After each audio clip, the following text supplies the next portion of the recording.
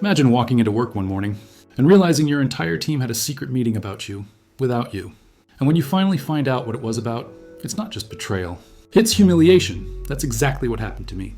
But instead of crying about it, I made sure the people who thought they could walk all over me learned just how much they depended on me. If you've ever been underestimated or pushed aside by people who didn't respect your hard work, hit that like button right now, because this story, my story, is proof that quiet revenge can be louder than any confrontation. I work in a research lab.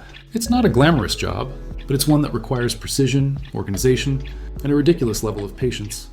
I'm not a scientist. My background isn't in the subject or lab studies, but I handle lab management, documentation, equipment maintenance, and most importantly, I keep the entire place from falling apart. When I started, I had to fight to prove myself.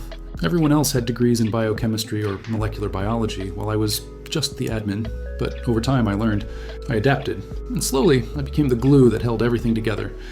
I knew the inventory better than anyone. I knew which samples were stored where, which experiments were on hold, which equipment needed calibration, and which scientists secretly broke the freezer last month but didn't want to admit it. I wasn't just staff, I was essential. And I was proud of that.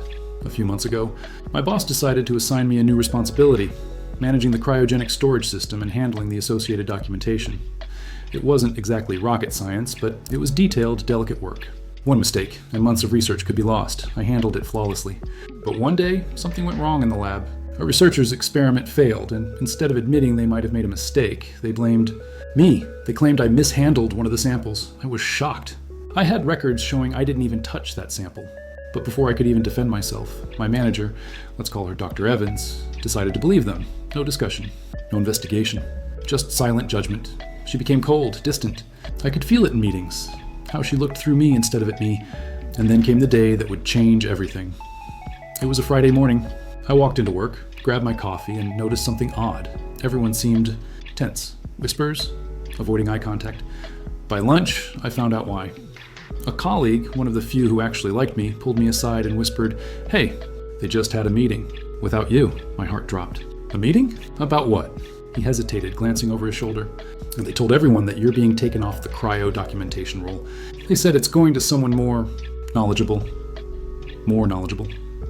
Those two words echoed in my head like poison. After all the extra hours, the late nights, the effort I put in just to prove I wasn't the dumb admin, they stripped me of my role behind my back. No warning, no conversation, just erased.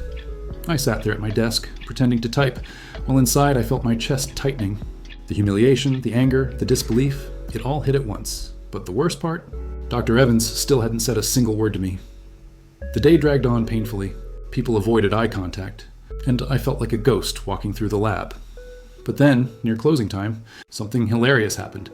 A message popped up on my screen from the new person who had apparently been given my role. Someone completely untrained, inexperienced, and clearly panicking.